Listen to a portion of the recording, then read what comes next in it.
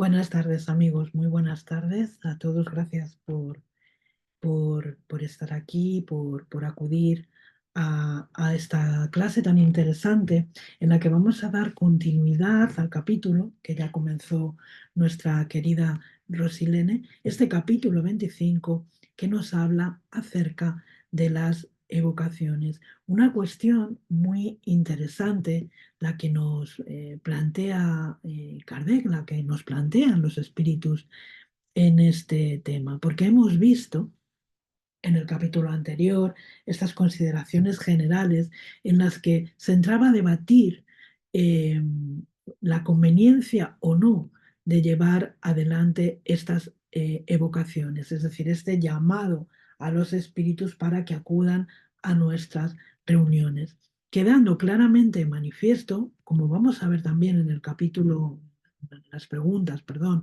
que vamos a desarrollar hoy, quedando claramente manifiesto que el llamado, lo que es la evocación, se hace fundamentalmente a través del pensamiento. Y considerando eh, algunas cuestiones relativas a la identidad a la veracidad sobre la identidad de los espíritus que pudieran presentarse, alegando, ¿no?, a ese capítulo también que hemos estudiado sobre la identidad de los espíritus, cómo reconocerlos, cómo si podemos o no confiar, ¿no?, en que son quienes dicen ser, etcétera, etcétera. Teníamos dos posturas, si recordáis, en estas preguntas, una postura, ¿no?, en la que se apostaba por la evocación, y otra postura en la que se apostaba por dejar al libre albedrío de la espiritualidad en la asistencia a las reuniones mediúnicas. Yo os recomiendo que volváis a leer eh, el capítulo desde el inicio para tener una perspectiva más amplia y una opinión al respecto, ¿no?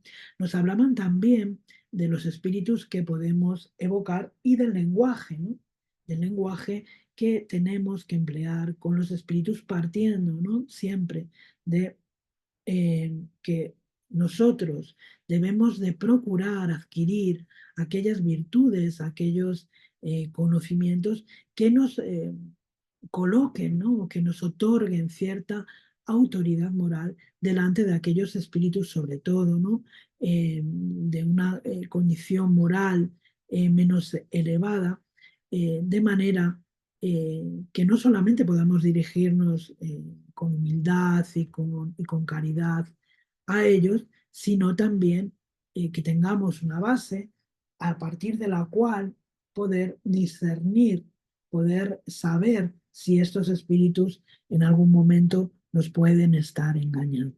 Y a partir de ahí vamos a arrancar con este ítem 281, en el cual Allan Kardec nos va a hablar de la utilidad de las evocaciones particulares, y del ítem 282, en la que hay una conversación entre Allan Kardec y los espíritus acerca de estas evocaciones en términos mucho más generales. En fin, vamos entonces a abordar este ítem 281, utilidad de las evocaciones particulares. Y de la lectura de este ítem hemos sacado algunas conclusiones. La primera tiene que ver con esas comunicaciones de espíritus superiores, de aquellas comunicaciones de espíritus que han animado, ¿no?, a esos personajes ilustres, que sin duda, como bien nos dice Allan Kardec en este ítem, tienen un gran valor educativo. Y nos dice que son valiosas por las enseñanzas que encierran, ¿no? Porque estos espíritus que consideramos superiores, estos espíritus que muchas veces han animado a esos personajes ilustres, entendemos que han alcanzado un grado de perfección que les va a permitir tener una visión más amplia, ¿no? Un punto de mira mucho más extenso, de manera que incluso pueden penetrar aquellos misterios que todavía nos están vedados, ¿no? Porque no están al alcance todavía de la humanidad, y por consiguiente son mucho más capaces de iniciarnos en el análisis, en el estudio, en la penetración, ¿no?, de estas cuestiones. Pero también nos dice que las comunicaciones de los espíritus que podemos considerar menos elevados también tienen a menudo o contienen a menudo, traen para nosotros instrucciones, conocimientos muy importantes. Y fijaros, nos dice Allan Kardec, porque podríamos estar pensando, bueno, eh, claro, si las comunicaciones de los espíritus superiores y estas comunicaciones de personajes eh, ilustres tienen tanto valor, ¿por qué evocar, eh, por qué preguntar, ¿no? ¿Por qué preocuparnos, ¿no?, de estos espíritus menos elevados? Pero claro, Allan Kardec hace aquí una salvedad que a mí me parece importantísima, ¿no? Y es que esta comunicación solo con ese tipo de espíritus superiores, con este tipo de espíritus mucho más elevados que nosotros, en definitiva, traería un conocimiento del mundo espiritual muy parcial, muy, muy parcial. Y él dice que para tomar conocimiento de las costumbres de un pueblo, pues hay que estudiarlo en todos los grados de la escala. Es decir, cuando alguien se acerca a estudiar la idiosincrasia de un país, lo hace desde distintos puntos de vista, desde un punto de vista social, desde un punto de vista cultural, desde un punto de vista económico, porque quien solo lo vea desde uno de esos aspectos, pues tendría una visión sesgada, una visión muy parcial. Dice Allan Kardec que la historia de un pueblo, naturalmente, no es la de sus reyes ni de sus personajes más notables, ¿no? A menudo la historia la escriben los hombres del pueblo, ¿no? Los hombres y mujeres que hacen parte del pueblo, que contribuyen con sus costumbres, con sus hábitos, con esa cultura más popular a enriquecer esa historia. Por lo tanto, para juzgarlo, nos dice Kardec, es preciso observarlo en su vida privada, en su cotidianidad, en su día a día, en sus hábitos individuales.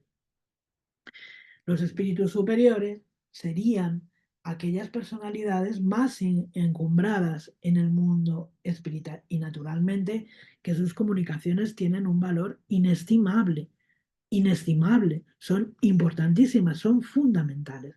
Pero no por eso es menos cierto que la de los espíritus menos elevados contribuyen también a ofrecernos otra visión diferente de ese mundo espiritual. También nos dice que aquellos que son más cercanos a nosotros son los que mejor pueden ilustrarnos y también son los que mejor nos comprenden, ¿no? En ellos dice Kardec, el vínculo entre la vida corporal y la vida espírita es más estrecho y nosotros podemos comprenderla mejor porque nos toca más de cerca. Son los espíritus que están más cercanos a nosotros, son los espíritus que nos rodean.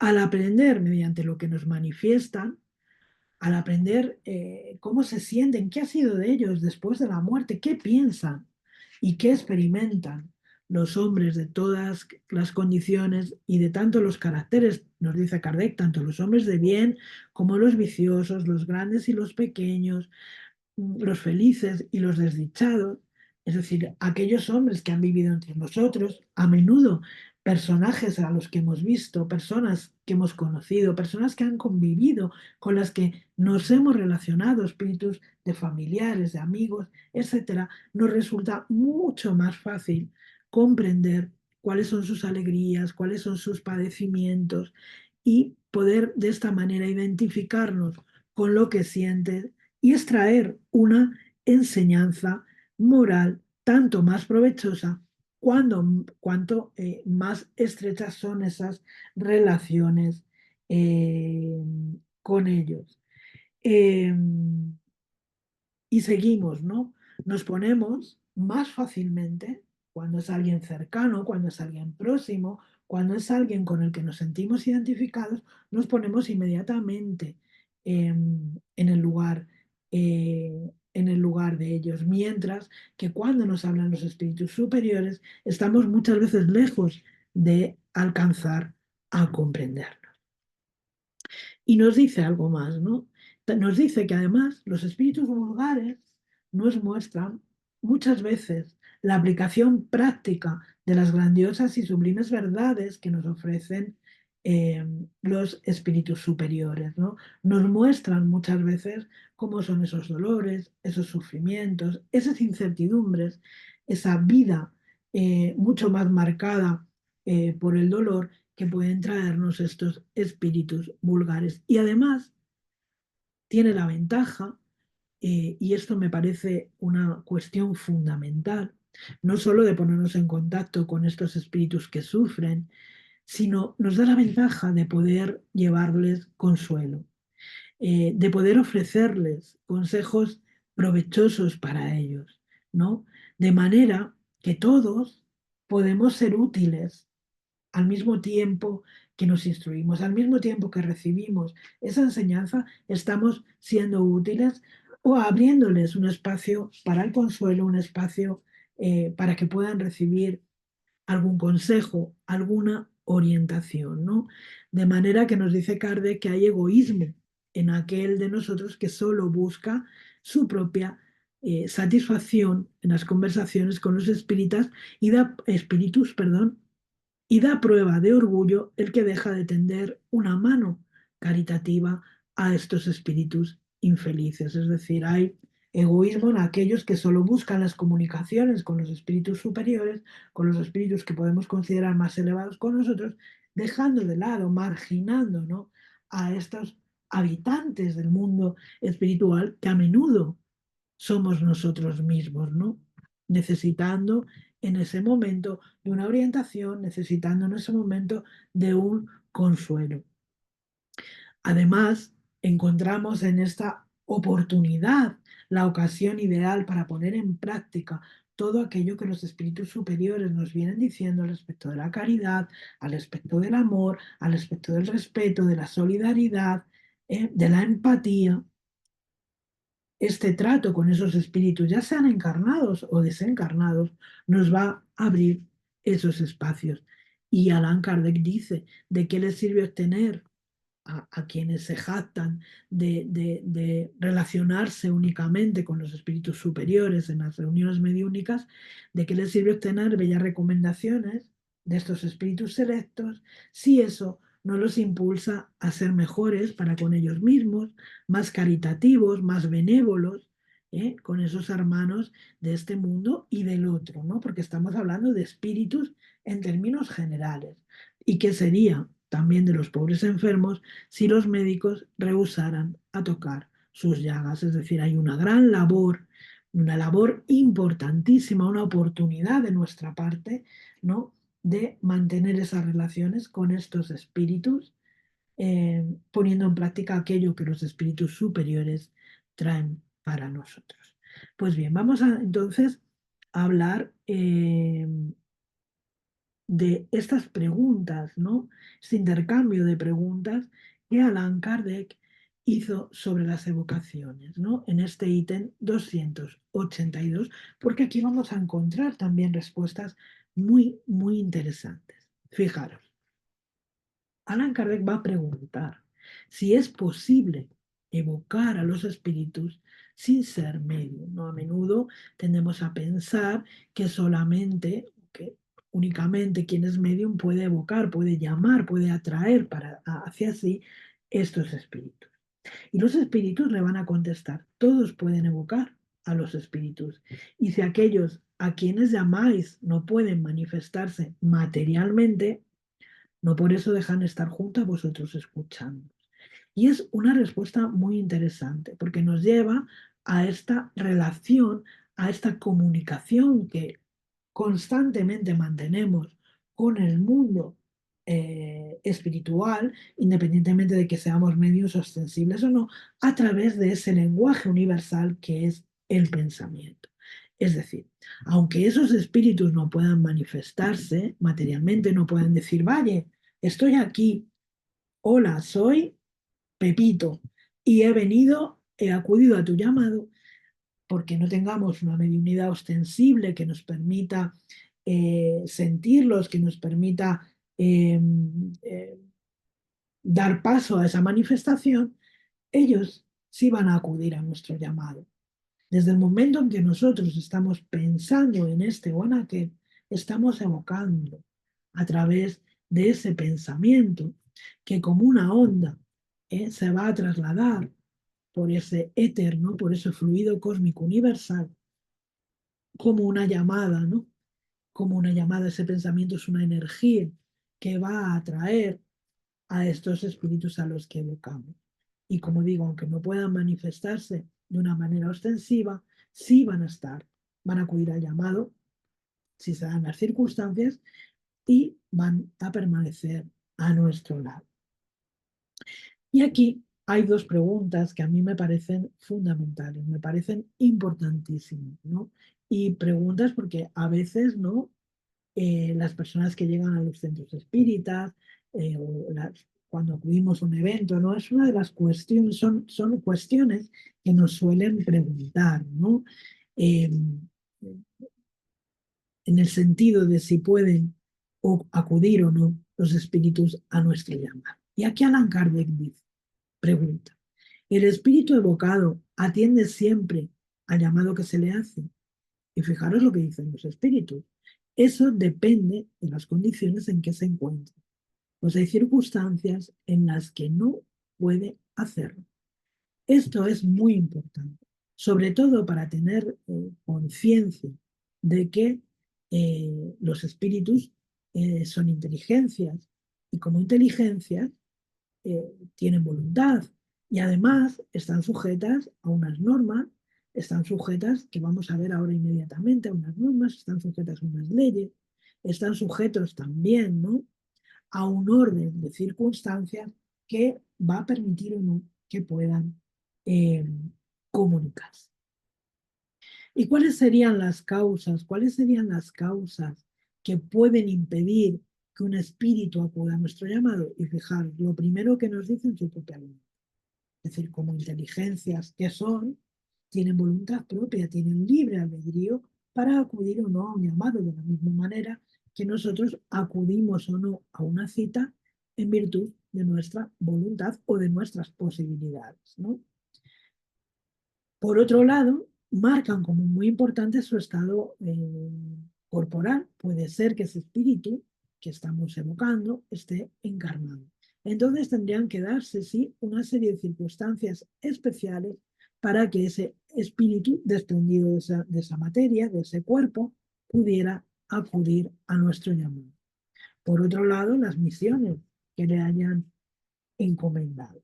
Y aquí es muy importante también aclarar que los espíritus trabajan en el plano espiritual, que atienden a determinadas tareas, que no están ociosos en ese mundo espiritual en el que se encuentran y que por lo tanto pueden estar ocupados de la misma manera que lo estamos nosotros muchas veces en la tierra.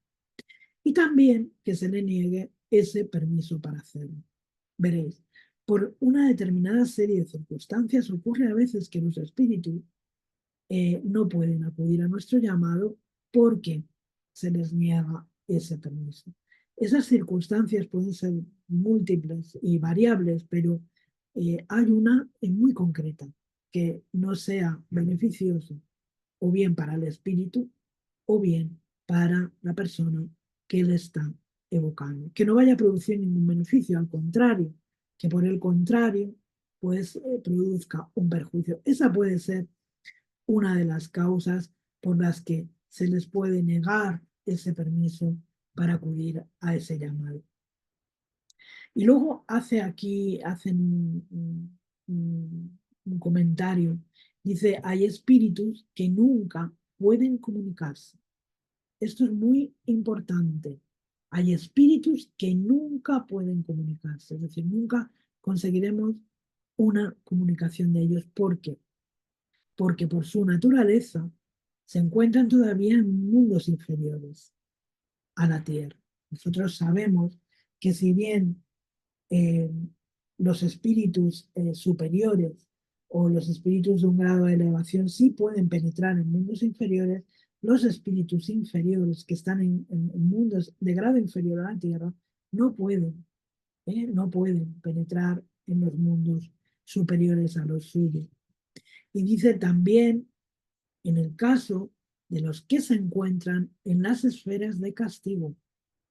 salvo que tengan un permiso superior, que solo se les otorga con miras a cumplir un objetivo de utilidad personal, es decir, si esa comunicación, si ese acudir a esa evocación va a traer beneficios, tiene una utilidad general, una utilidad que tiene que ver con una información, con una situación que pueda beneficiar a una mayoría.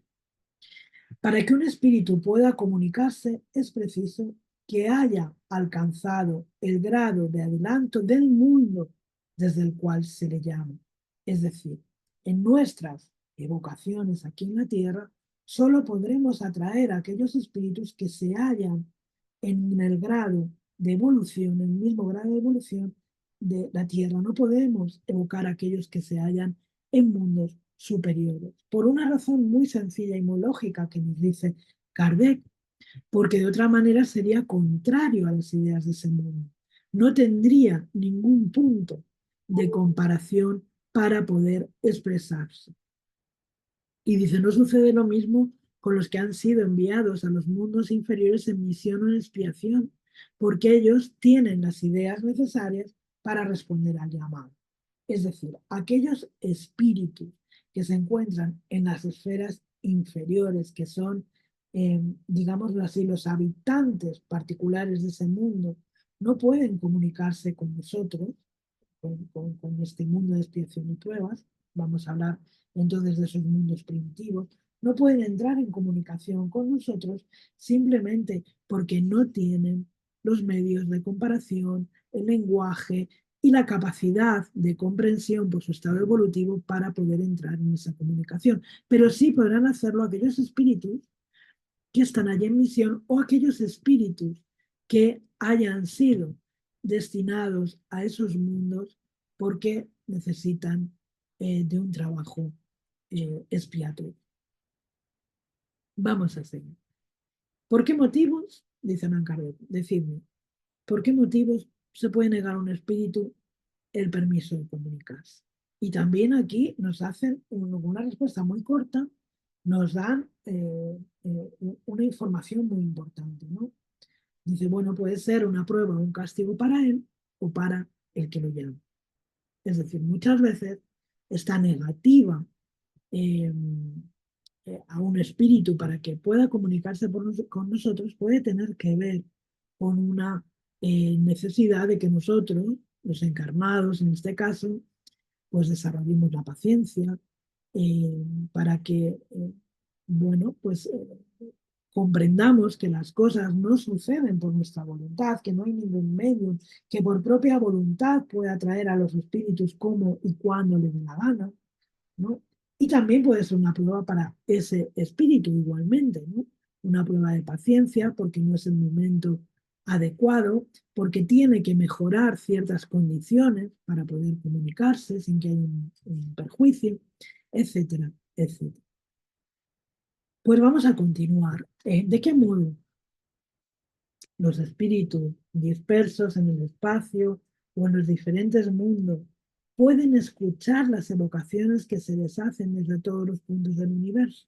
Bueno, pues fijaros también qué interesante esta respuesta, ¿no? Y la pregunta en sí, ¿no? ¿Cómo es posible que esos espíritus que están diseminados en el universo, en diferentes mundos, puedan escucharnos, puedan escuchar nuestras evocaciones, pueden escuchar las evocaciones que se les hacen desde cualquier punto, ¿no? Y dice, a menudo son prevenidos por los espíritus familiares que os rodean y que van a buscarlo. Es decir, desde el momento en que nosotros ya estamos pensando en evocar a este o aquel espíritu, nosotros naturalmente no sabemos ni en qué condiciones está, ni dónde se halla. Pero los espíritus que nos rodean, los espíritus familiares, los que conviven habitualmente con nosotros, ya saben de esta evocación y entonces van a buscar. Y dicen los espíritus, sin embargo, ocurre aquí un fenómeno que es difícil de explicar, porque todavía no podéis comprender de qué modo funciona la transmisión del pensamiento entre los espíritus.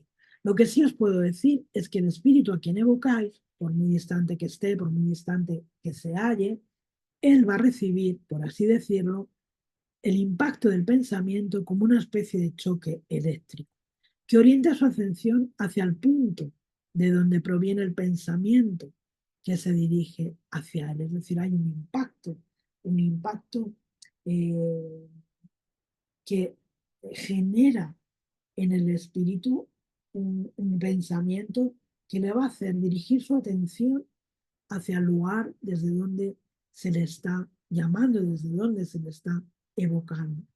Podemos decir que el espíritu escucha el pensamiento, así como en la tierra vosotros escucháis la voz. Es decir, tiene un impacto físico, tiene un impacto en su perispíritu, tiene un impacto en su mente, ¿no?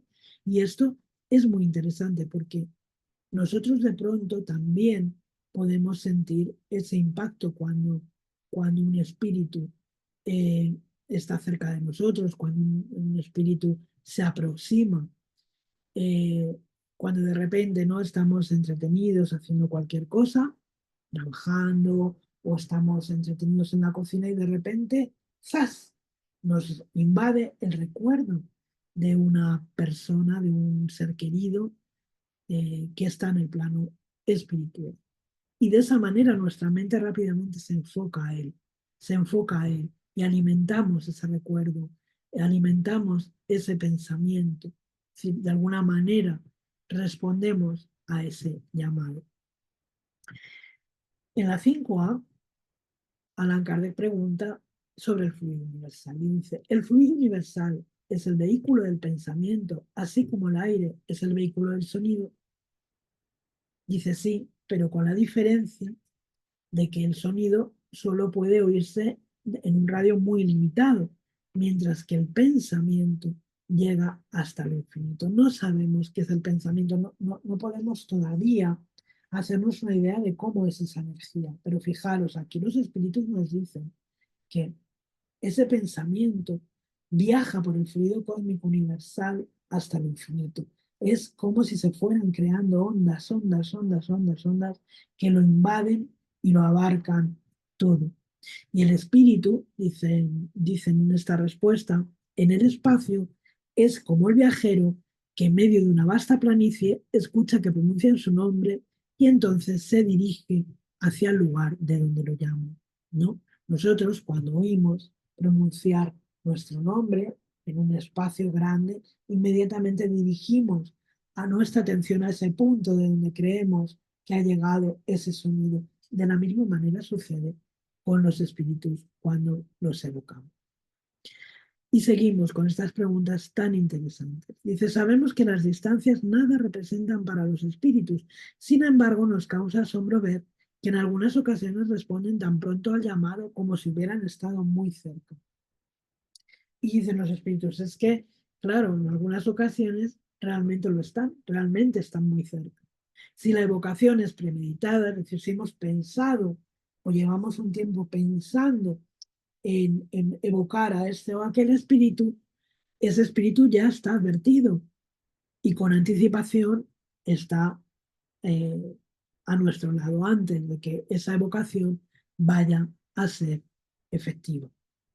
Y sigue preguntando Kardec, ¿el pensamiento del evocador es escuchado con mayor o menor facilidad de acuerdo con determinadas circunstancias? Y dicen los espíritus, sin duda. El espíritu es alcanzado con mayor vivacidad cuando se le llama con un sentimiento de simpatía, con un sentimiento de bondad, ¿no? Hemos hablado en la primera parte del capítulo de todo esto, ¿no? De cómo evocar, de cómo hacer esas evocaciones y de este factor eh, de simpatía entre el evocador y el espíritu evocado, porque esto va a facilitar la comunicación, va a facilitar la concurrencia de ese espíritu, ¿no? De manera que sigue diciendo, es como si reconociese una voz amiga.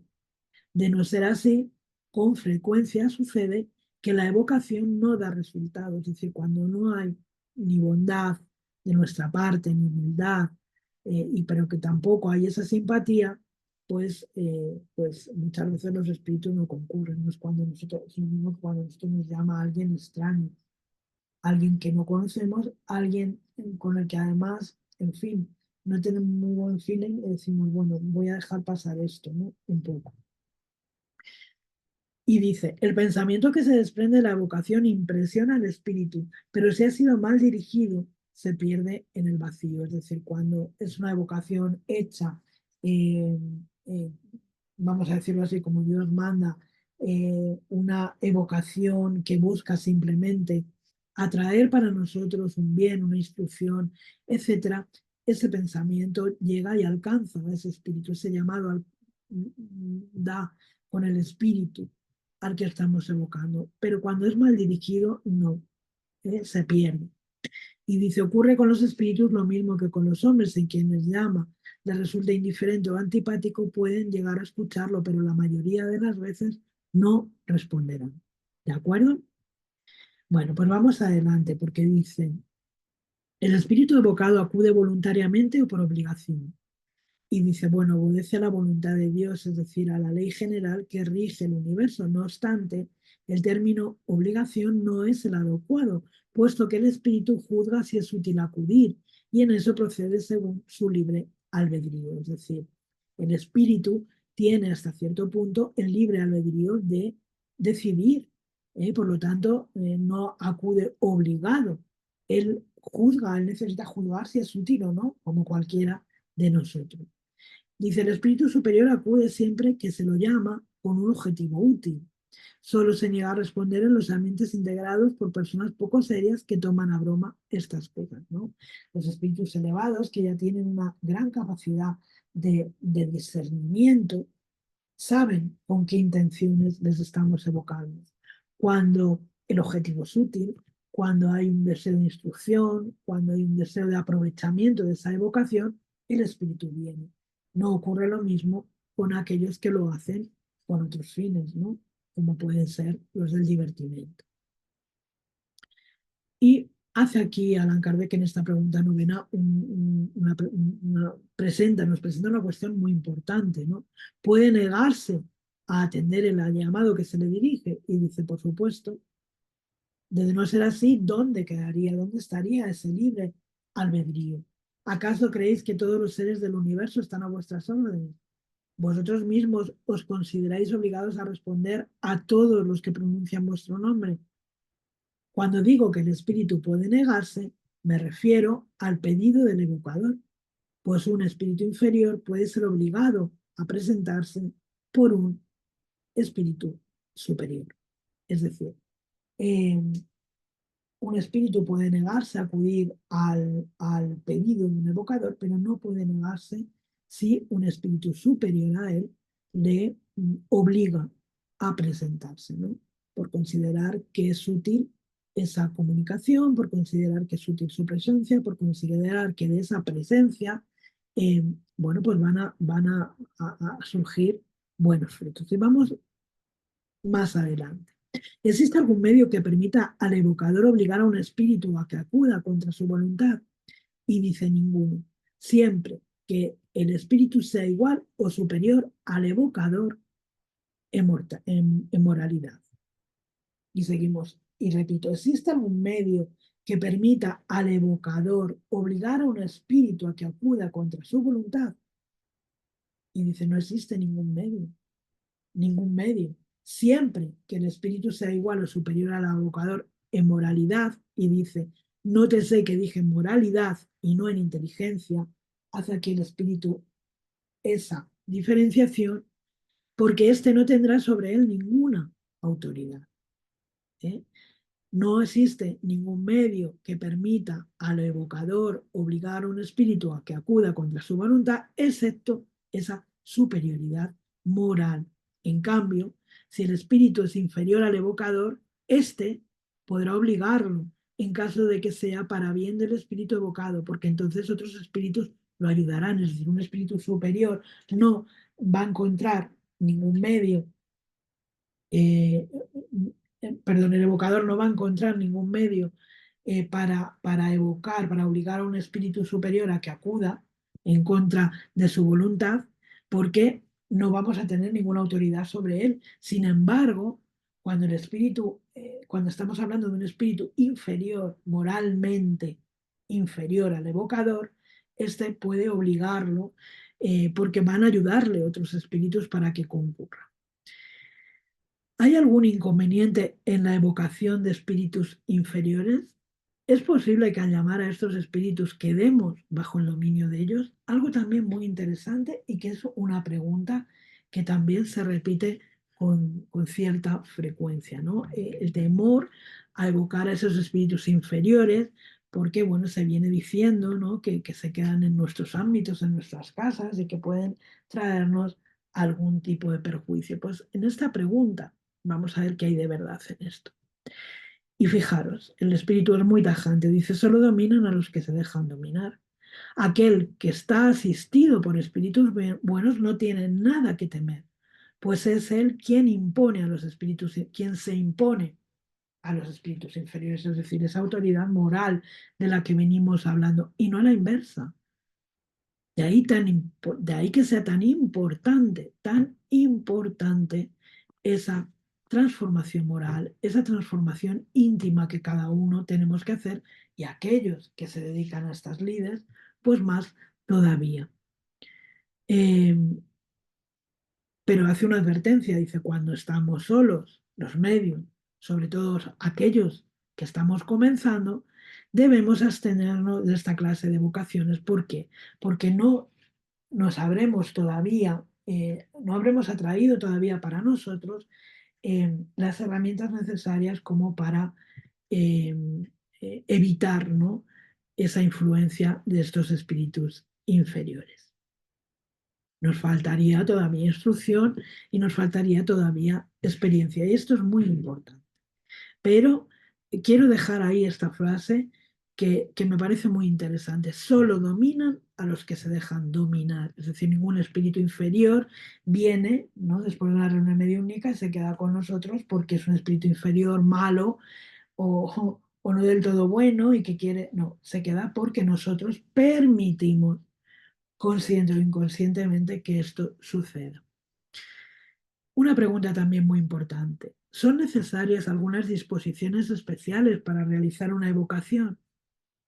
Y dice, bueno, cuando se quiere tratar con espíritus serios, la disposición es el reconocimiento. Con fe y con el deseo del bien se tiene más fuerza para evocar a los espíritus superiores. Al elevar su alma durante algunos instantes de reconocimiento, perdón, de recogimiento en el momento de la evocación, el evocador se va a identificar con los espíritus buenos y los predispone a que acudan. Yo creo que está muy clara la respuesta aquí de los espíritus. La fe, otra cuestión también muy interesante. ¿La fe es necesaria para las evocaciones?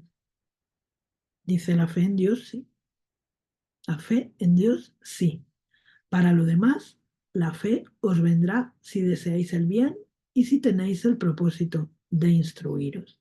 Esa fe razonada de la que nos habla. Tenemos que tener fe en Dios, por supuesto, pero también esa fe que emana del trabajo en el bien, ¿no? Y del propósito de instruirnos, del propósito de aprender. Los hombres que se reúnen en comunión de pensamientos y de intenciones tienen más poder para evocar a los espíritus. Dice, bueno, cuando todos están reunidos por la caridad y para hacer el bien, los hombres tienen grandes cosas. Nada es más perjudicial para el resultado de las evocaciones que la divergencia de pensamientos, ¿no? Y esto es una cuestión también muy importante, ¿no? Cómo influye el ambiente, lo hemos visto en un capítulo aparte, cómo influye el ambiente en las comunicaciones espíritas, es decir, es necesario esa comunicación de pensamientos, esa comunión de pensamientos, esa comunión que no permite las divergencias, todas las mentes, todos los pensamientos enfocados en un mismo punto, enfocados en el trabajo, en ese trabajo de caridad, en ese deseo de hacer el bien. Eso es lo que verdaderamente atrae a los buenos espíritus y además va a facilitar su comunicación. Es útil tomar la precaución de formar una cadena tomándose todos de las manos durante algunos minutos al comienzo de la reunión. Esto que veíamos también mucho, ¿no? En las reuniones del siglo XIX, ¿no? O todos con las manos en las mesas tocándose con los dedos meñiques, ¿no? Todas estas cadenas, ¿no? Eh, y dice los espíritus. La cadena es un recurso material que no establece la unión entre vosotros. Es una forma de hacer, pero la verdadera unión está, como dicen los espíritus, en los pensamientos. Más útil que eso es la unión de todos en un pensamiento en común, apelando cada uno a los espíritus buenos. No os imagináis cuánto se puede obtener en una reunión seria de la que se haya eliminado todo sentimiento de orgullo y de personalismo y en la que reine un sentimiento absoluto de mutua cordialidad. Esa es la verdadera unión, esta que describe aquí este espíritu que está respondiendo, ¿no? Es tan importante esa unión de pensamientos, de sentimientos, una reunión que no tenga como objetivo exaltar el orgullo, pues, por ejemplo, de un medio, ¿no? De un dirigente, en el que el personalismo se quede fuera, ¿no?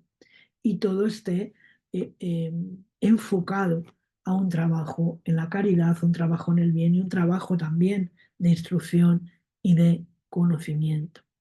¿Son preferibles las evocaciones que se realizan en días y horas determinados?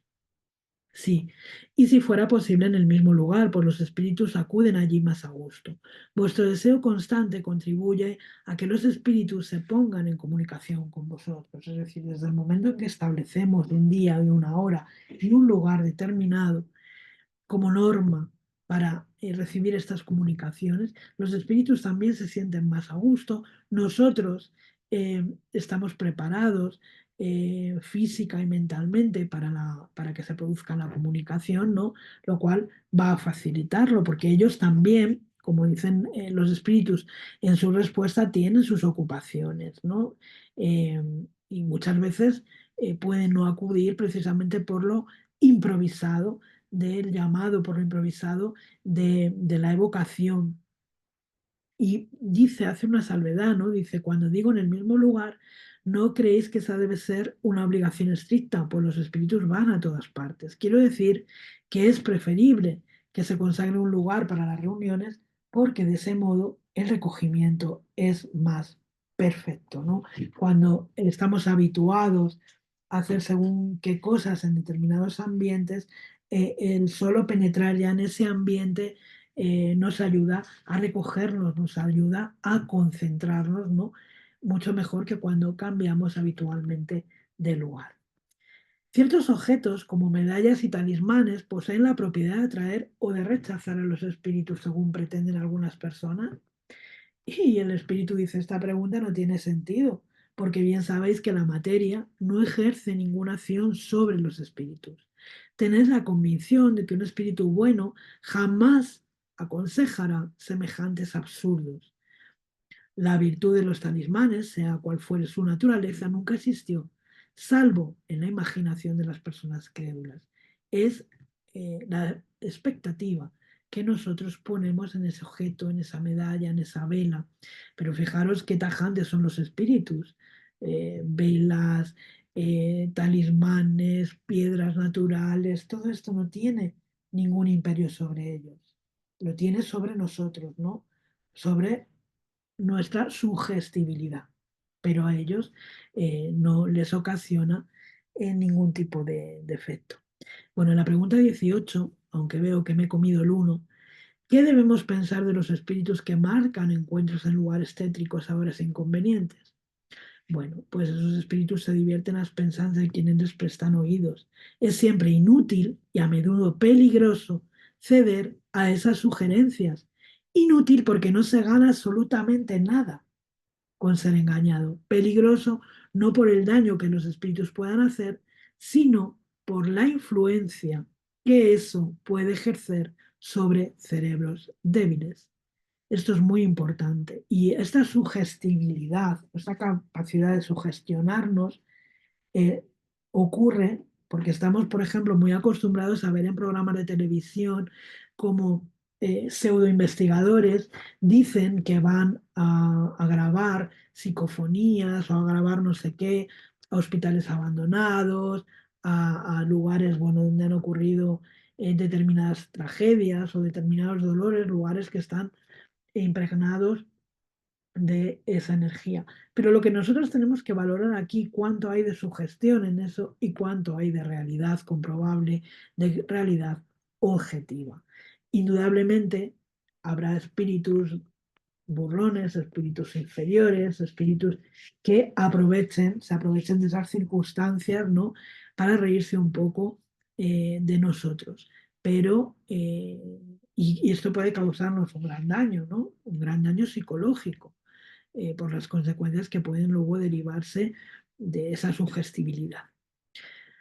Hay días y horas más propicias para realizar las evocaciones. Para los espíritus eso es completamente indiferente, como lo es todo lo material, y sería una superstición creer en la influencia del día y de la hora. Los momentos más propicios son aquellos en los que el evocador pueda estar menos distraído por sus ocupaciones habituales, aquellos momentos en los que su cuerpo y su alma estén más en calma. Esto es lógico. Los espíritus están conviviendo con nosotros a todas horas, en todas partes.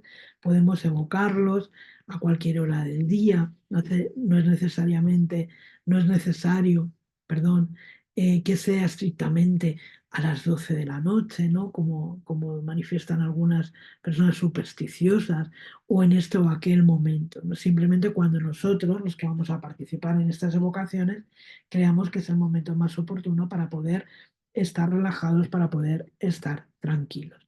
La evocación es agradable o penosa para los espíritus. ¿Acuden de buen grado cuando se los llama? Esta pregunta también es muy interesante, ¿no? Y dice, bueno, eso va a depender de su propio carácter y del motivo para el que se les llama. Cuando el objetivo es loable y cuando siente simpatía por el ambiente, la evocación les resulta agradable e incluso atractiva, ¿no? Como nosotros cuando nos invitan a un lugar donde sabemos que vamos a encontrarnos con personas a las que somos simpáticas, con personas en un ambiente agradable, etcétera, etcétera, ¿no? Los espíritus siempre se sienten dichosos con los testimonios de afecto que se les dedican. Algunos consideran una gran felicidad el hecho de comunicarse con los hombres y sufren por el abandono en que se los deja. No obstante, como he dicho, eso también depende de su carácter. Hay espíritus misántropos, por ejemplo, a los que no les gusta que se los moleste y cuyas respuestas reflejan, pues eso, su mal humor, ¿no? Porque les hemos molestado. Sobre todo, dicen cuando los llaman personas, bueno, pues que para ellos son indiferentes o antipáticas, ¿no? Muchas veces un espíritu no tiene ningún motivo para atender el llamado de un desconocido que le es indiferente y casi siempre está impulsado por la curiosidad. Se accede, sus apariciones suelen ser cortas, salvo que la evocación tenga un objetivo serio e instructivo. Y aquí Allan Kardec nos hace una observación. Nos dice que hay personas que solo evocan a sus parientes para preguntarles las cosas más vulgares de la vida material. Por ejemplo, algunos desean saber si alquilarán o venderán su casa, otros conocer qué ganancia le reportará a su mercadería o el lugar donde hay dinero escondido o si tal negocio será o no ventajoso. Nuestros familiares de ultratumba solo se interesan por nosotros en función del afecto que les profesamos, del afecto que les tuvimos en vida, ¿no? Que mantuvimos en esa vida. Si nuestros pensamientos en relación con ellos se limitan a suponer que son hechiceros, adivinadores, si solo pensamos en ellos para pedirles informaciones, pues no van a sentir mucha simpatía por nosotros. De modo, dice Kardec, que nadie debe sorprenderse con la escasa benevolencia que nos demuestran, ¿no? Con esas respuestas que muchas veces son cortas, son tajantes, son un déjame en paz, que no me interesa nada de esto que me estás preguntando. Por lo tanto, el carácter y el motivo por el cual llamamos a los espíritus va a ser también determinante. ¿Existe alguna diferencia entre los espíritus buenos y los malos? En lo que se refiere al esmero, ¿no? Con que atiende nuestro llamado. Y dice, sí, dice el espíritu, sí, muy grande. Los espíritus malos solo acuden de un buen grado cuando esperan ejercer su dominio y engañar. En cambio, experimentan viva contrariedad cuando son forzados a presentarse para confesar sus faltas y solo tratan de marcharse como un escolar a quien se les llama para reprenderlo. Eh, Los espíritus superiores pueden obligarlos a comunicarse como castigo, ¿no? Como hemos dicho antes, así como para que sirvan de instrucción para nosotros, ¿no? En el caso de los espíritus buenos, la evocación es penosa cuando se los llama inútilmente por trivialidades y entonces no se presentan o se retiran de inmediato. En principio, podéis decir que a los espíritus, sea cual fuere el grado al que pertenezcan, no les agrada servir de distracción para los curiosos, tal como sucede con vosotros. Muchas veces, cuando evocáis a un espíritu, vuestro único objetivo es saber qué os dirá o interrogarlo sobre particularidades de su vida, particularidades que él, pues como cualquiera de nosotros, no desea relatar, no desea que entremos en esa intimidad, no tiene ningún motivo para haceros tales confidencias, ¿no? En ese caso, ¿creéis que se sentará en el banquillo de los acusados solo para satisfaceros? No os engañéis, porque lo que no hubiera hecho en vida tampoco lo hará, ¿verdad? Como espíritu. Esto es muy importante entender que esas inteligencias, repito, tienen libre albedrío, tienen una conciencia propia y una capacidad de análisis eh, que les otorga también eh, eh, mm, esa visión, ¿no? Posiblemente mucho más esclarecida que cuando estaban encarnados y son capaces, incluso aquellos más inferiores, de discernir, de penetrar en nuestras intenciones, de penetrar muy bien en todo esto. Por lo tanto, todo lo que tenga que ver con evocaciones que sirvan para alimentar nuestra curiosidad, para distraernos, ¿no? Tenemos que tener cuidado, ¿no? Y ser muy cuidadosos también a la hora de preguntar, ¿no? Un espíritu relatará una experiencia u otra en virtud de la necesidad, ¿no? Que exista en ese momento y de la misma manera que no obligamos a un familiar, a un amigo, aunque a que nos relate cosas que pertenecen única y exclusivamente a su intimidad, pues tampoco debemos hacerlo con los espíritus, ¿no? Y Allan Kardec nos hace una observación, dice, la experiencia demuestra, en efecto, que a los espíritus siempre les resulta grata la evocación que se hace con un objetivo serio y útil. Los buenos acuden con gusto para instruirnos, los que sufren, pues a menudo van a encontrar alivio, ¿no? En la simpatía, en la escucha que les estamos proporcionando, que les estamos demostrando, y aquellos a quienes conocimos pues se van a sentir satisfechos de que lo recordemos. Por su parte, los espíritus ligeros, livianos, van a disfrutar cuando les evocan personas que son como ellos, personas frívolas, porque eso les va a dar la oportunidad de divertirse, ¿no? De divertirse a costa de ellos, pero se van a sentir muy incómodos con las personas que demuestran cierta seriedad. ¿Es necesario evocar a los espíritus para que se manifiesten? No. La mayoría de las veces se presentan sí que se les llame, lo que prueba que acuden de buen grado. Que no es necesaria la evocación, los espíritus están cerca de nosotros y ellos acuden siempre que ese llamado sea útil. Cuando un espíritu se presenta en forma espontánea, ¿estamos más seguros de su identidad? Dice, de ningún modo, pues los espíritus embusteros suelen emplear ese recurso para engañar mejor, ¿no? Me remito al capítulo de la identidad de los espíritus. Cuando se evoca con el pensamiento al espíritu de una persona, acude a nuestro llamado, aunque no se manifieste mediante la escritura por algún otro medio.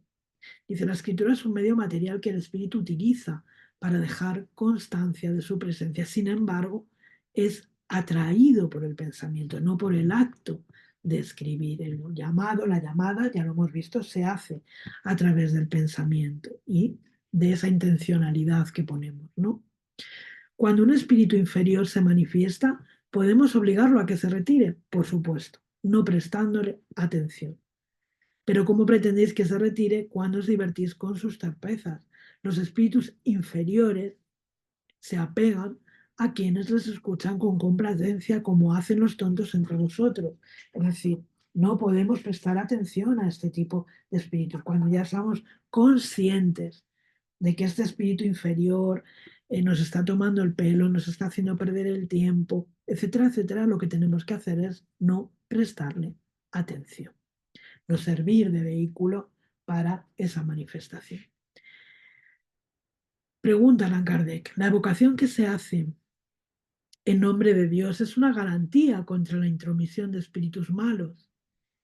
El nombre de Dios no constituye un freno, esto es muy importante, para todos los espíritus perversos, pero retiene a muchos de ellos. Por ese medio, siempre apartaréis a algunos y apartaréis a muchos más si la evocación se hiciera desde el fondo del corazón y no como una fórmula banal. Esto es muy, muy interesante, muy, muy importante. Si hacemos la evocación de una manera rutinaria, sin pensar en lo que estamos diciendo, de una manera absolutamente banal, aunque la hagamos en nombre de Dios, no conseguiremos apartar a todos los espíritus perversos. Tiene que ser una llamada del corazón, una llamada cargada de sentimiento, de bondad, de deseos de instruirnos, de humildad, ¿no? Eso es lo que va a apartar a estos espíritus. Podemos evocar por su nombre a varios espíritus a la vez. Y dice, no hay ninguna dificultad para eso. Y si tuvieseis 3 o 4 manos para escribir, 3 o 4 espíritus responderían al mismo tiempo. Es lo que ocurre, ¿no? Cuando hay varios medios. Cuando se evoca a varios espíritus simultáneamente y no hay más que un solo medio, ¿cuál es el que responde? Bueno, pues esto también es muy interesante. Uno de ellos va a responder en nombre de todos, expresando el pensamiento de todo el conjunto de esos espíritus que hemos evocado. Un mismo espíritu podría comunicarse simultáneamente a través de 2 medios diferentes en la misma sesión, tan fácilmente como entre vosotros algunos hombres dictan varias cartas a la vez. Esto hemos tenido oportunidad también de comprobarlo en nuestras reuniones mediúnicas, ¿no? Hay una comunicación ofrecida por distintos medios que emana claramente de un solo espíritu que está irradiando su pensamiento para todos los presentes. Cada medio interpretará y dará forma a la comunicación según su cultura, según su conocimiento, según su estado en ese momento, pero es perfectamente factible y es una de las cosas que cualquiera que trabaje en una reunión mediúnica puede comprobar. La evocación que se hace en nombre de Dios es una garantía contra la intromisión de espíritus malos. Dice, el nombre de Dios no constituye un freno para todo. Ay, perdón, esta pregunta está repetida. Esta diapositiva está, perdón, está repetida. Vamos a la observación. La observación que nos hace Kardec. Hemos visto un espíritu que respondía al mismo tiempo y a través de 2 medios las preguntas que se le formulaban. Cada uno respondía en inglés. Perdón, con uno respondía en inglés, con el otro en francés. Las respuestas eran idénticas en cuanto al sentido e incluso algunas de ellas eran la traducción literal de las otras. 2 espíritus, evocados simultáneamente, pueden entablar una comunicación entre sí a través de 2 medios, aunque este modo de comunicación no sea necesario para ellos, dado que ambos leen simultáneamente sus pensamientos. En ocasiones se prestan a eso para instruiros. Si son espíritus inferiores, como todavía se hayan imbuido en las pasiones terrenales y de las ideas corporales, puede suceder que discutan y se increpen con insultos, que se reprochen mutuamente sus errores y hasta que se arrojen los lápices, las cestas, las tablillas el uno contra el otro. Bueno, igual que hemos dicho antes, efectivamente, esto hemos tenido oportunidad de verlo en las reuniones mediúnicas, ¿no? Como 2 espíritus por diferentes medios llegan a establecer esa comunicación. En ocasiones es un espíritu sufriente, un espíritu que está sufriendo, que está pasándolo mal, y por otro medio se incorpora un espíritu, un instructor, un espíritu mucho más elevado, que trata de calmar el dolor y la ansiedad de ese espíritu. Otras ocasiones, como bien relata allí Kardec, aparecen 2 espíritus inferiores, 2 espíritus que se increpan, que discuten entre ellos, etcétera, etcétera. La finalidad de todo esto, naturalmente, siempre es la instrucción. Bueno, Un espíritu evocado al mismo tiempo en muchos lugares puede responder simultáneamente a las preguntas que se le dirigen. Sí, cuando se trata de un espíritu elevado. Fijaros qué interesante la pregunta. Así Kardec hace esta pregunta dentro de la pregunta. En ese caso, ¿el espíritu se divide o tiene el don de la ubicuidad? Y fijaros qué interesante la respuesta. Dice, el sol solo es uno, y sin embargo irradia alrededor suyo y lanza lejos sus rayos sin dividirse. Lo mismo ocurre con los espíritus. El pensamiento del espíritu es como una chispa que proyecta su claridad a la distancia y puede ser vista desde todos los puntos del horizonte. Cuanto más puro es el espíritu, tanto más se irradia y se propaga su pensamiento, del mismo modo que la luz. Los espíritus inferiores son demasiado materiales, no pueden responder más que a una persona de por vez, ni acudir a un lugar si los llaman desde otro. Por su parte, un espíritu superior, si es llamado al mismo tiempo desde puntos diferentes, responderá a las dos evocaciones en caso de que ambas sean serias y fervientes. De lo contrario, siempre dará preferencia a la más seria. Y hay aquí una observación que nos hace el espíritu Channing, que ahora vamos a ver quién es. Y dice, lo mismo sucede con un hombre que sin cambiar de ubicación puede transmitir su pensamiento mediante señales que se perciban desde diferentes lugares. Y aquí yo enseguida eché mano, ¿no?, de las herramientas de comunicación que tenemos ahora. Yo puedo comunicar mi pensamiento a través de un WhatsApp, de un Telegram, a través de Instagram, a través de Facebook, e irradiar mi pensamiento para muchas personas a la vez.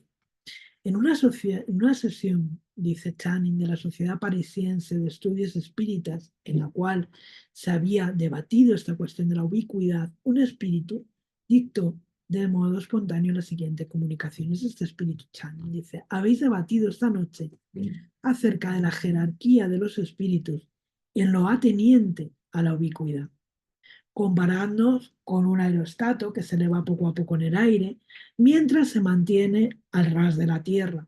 Son solamente los que están dentro de un reducido círculo pueden verlo, pero a medida que la aeronave se eleva, el círculo se amplía y cuando ha llegado a cierta altura puede ser visto por una gran cantidad de personas.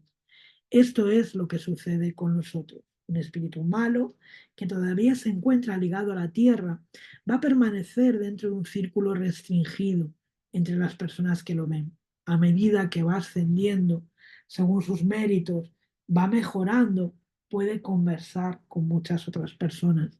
Y cuando haya llegado a ser un espíritu superior, podrá irradiar como la luz del sol, mostrándose a muchas personas en muchos lugares al mismo tiempo. Bueno, Channing encontramos en la revista Espírita de junio de 1861, en la que nos ofrece un discurso sobre la vida futura muy interesante. Bueno, encontramos esta aclaración de Kardec, ¿no? Dice, varias veces hemos reproducido en esta revista los dictados espontáneos del espíritu Channing, que no desmienten nada la superioridad de su carácter y de su inteligencia. Ciertamente, nuestros lectores han de apreciar que les demos una idea de las opiniones que él profesaba cuando estaba encarnado por los siguientes fragmentos de uno de sus discursos, cuya traducción debemos a la cortesía de uno de nuestros suscriptores. Como ese nombre es poco conocido en Francia, nosotros procederemos su discurso como una corta noticia biográfica. Precederemos su discurso con una corta, noticia biográfica. William Ellery Channing nació en 1780 en Newport, Rhode Island, en el estado de Nueva York, y su abuelo William Ellery firmó la famosa Declaración de Independencia de los Estados Unidos.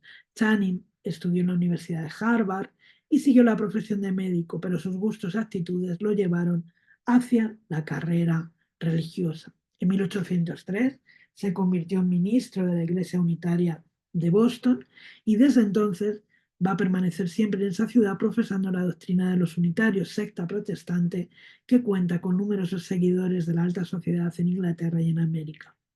Se hizo notar por una visión amplia y liberal, Por su elocuencia notable, sus obras numerosas y por la profundidad de sus conceptos filosóficos, es contado entre los hombres más prominentes de los Estados Unidos. Adepto declarado de la paz y del progreso, predicó incansablemente contra la esclavitud y trabó contra esta una guerra tan encarnizada que para muchos liberales este exceso de celo, que perjudicaba su popularidad, parecía a veces inoportuno. Su nombre fue autoridad entre los contrarios a la esclavitud. Falleció en Boston en 1842 con 62 años de edad y Garnett lo sucedió como jefe de la secta de los unitarios. ¿No? Es muy interesante este artículo publicado en la revista Espírita de junio de 1861. Hecha esta aclaración y esta presentación de quién es este espíritu, vamos a ir terminando, ¿no? Con la pregunta 31. ¿Se puede evocar a los espíritus puros, es decir, a los que han concluido la serie de sus reencarnaciones? Y esto es muy importante, muy importante. Dice sí, pero responderá muy raramente. Es decir, ¿podemos evocar al Espíritu de Jesús? ¿Podemos evocarlo? Algo que se ha dicho o que se mantiene en muchos círculos espiritistas eh, como una imposibilidad porque es un espíritu puro. Bueno, pues los espíritus nos dicen que sí, que podemos evocarlo. Responderá muy raramente, porque ellos solo se comunican con los hombres de corazón puro y sincero y no con los orgullosos y egoístas. Por eso es preciso desconfiar de los espíritus inferiores que se hacen pasar por espíritus puros para atribuirse mayor importancia ante vosotros. La raíz de esta pregunta es que Allan Kardec es que los espíritus no niegan que eso pueda hacerse y que es verdad que deja abierta la puerta, dice, responderá muy raramente, pero no niega, no tajantemente que no vaya a haber una posibilidad de respuesta. ¿Cómo se explica que los espíritus de los hombres más ilustres respondan con tanta facilidad y tan familiarmente al llamado de los hombres más desconocidos? Bueno, dice, los hombres juzgan a los espíritus conforme a sus propios criterios, lo que es un error. Después de la muerte del cuerpo, esas categorías terrenales, ¿no? Pues van a desaparecer, ese lugar que han ocupado en la sociedad, en nuestro mundo, ya sea en la cultura, en el arte, en la ciencia, en la religión, en lo que sea, esas categorías desaparecen, se diluyen en el mundo espiritual, ¿no? Y quedando, como dice el espíritu, solo la bondad es la que va a hacer una distinción entre ellos y los buenos van a ir a todas partes donde pueda hacerse el bien. ¿Cuánto tiempo hay que esperar después de la muerte de una persona para evocar su espíritu? Esta es otra de las cuestiones también que, repito, en determinados círculos espíritas se dice que no es conveniente, que no es oportuna, que no puede hacerse. Nosotros, estudiando como estudiamos, vemos como, por ejemplo, en el cielo y el infierno, se evocan a personas, a espíritus que apenas llevan unas horas muertos, incluso en la morgue, incluso después de un suicidio, ¿no? Dicen los espíritus, podéis hacerlo en el instante mismo de su muerte, no obstante, como en ese momento el espíritu se encuentra todavía en estado de turbación, solo va a responder de una manera imperfecta, pero puede perfectamente comunicarse. Y aquí hay una observación de Kardec. Dado que el tiempo que dura la turbación es muy variable, no puede haber un plazo determinado para realizar la evocación. Sin embargo, es poco probable que al cabo de 8 días el espíritu no recobre el conocimiento como para que pueda responder. Algunas veces ya lo hace muy bien después de 2 o 3 días de producida la muerte.